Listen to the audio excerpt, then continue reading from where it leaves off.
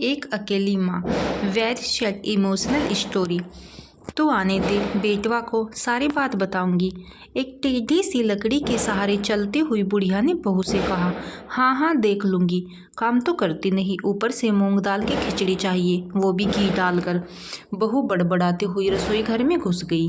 आज बूढ़ी अम्मा ने कुछ नहीं खाया सुबह से, केवल रोती रही। आज राम दिन होता तो क्या बहू ऐसा बोलने की हिम्मत कर सकती थी। राम दिन रुपया कमाने शहर गया है और बेचारा वापस नहीं आया।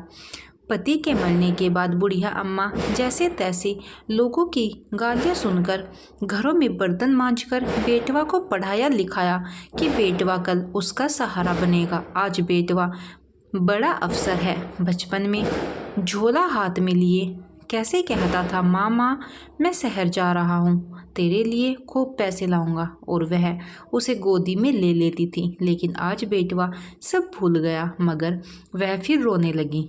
इतने साल हो गए शहर गए हुए, एक चिट्ठी को छोड़कर कोई खबर नहीं ली। शायद काम में फंस गया होगा। लोग कहते हैं कि अफसरी में बड़ा काम करना पड़ता है। ऐसा सोचती हुई वह खाट पर लेट गई, पर नींद उसकी आंखों से कोसों दूर थी। दिए की रोशनी में कोई काला सा साया उभर आया था। वह उठी और धीरे धीरे आंगन की ओर बढ़ने लगी। कौन है? मैं हूँ माँ, तेरा बिटवा, सीधा स्टेशन से आया हूँ माँ।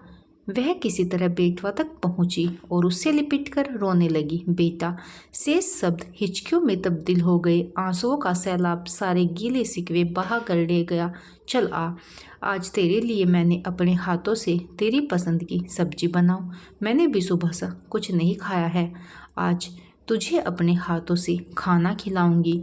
वह उसका हाथ पकड़ रसोई की ओर ले जाने लगी। मैं स्टेशन से खा पी कर आया हूँ माँ, तू चिंता मत कर। रात बहुत हो गई है, अब सो जा। वह हाथ छुड़ाकर अपने कमरे की ओर बढ़ गया। सुबह बिटवा बहू को हाथ में सूटकेस लिए अपनी ओर आते देखकर वह हद पर रह गई। बेटवा, इतनी सुबह कहाँ जा रहा है? कुछ नहीं माँ, मैं वापस शहर जा रहा हूँ। 1 मिनट की फुर्सत नहीं है। दफ्तर की सारी जिम्मेदारी तेरे बेटा पर ही है। फिर कुछ सोचकर वह बोला, तुझे तो पता ही है माँ कि बाहर का खाना मुझे हजम नहीं होता, इसलिए तेरी बहू को भी साथ ले जा रहा हूँ। वह माँ के पैरों को हाथ लगाते हुए बोला, जुग जुग जियो मेरे लाल। पर बेटवा, बुढ़िया अम्मा ने कुछ कहना चाहा पर कह ना सकी।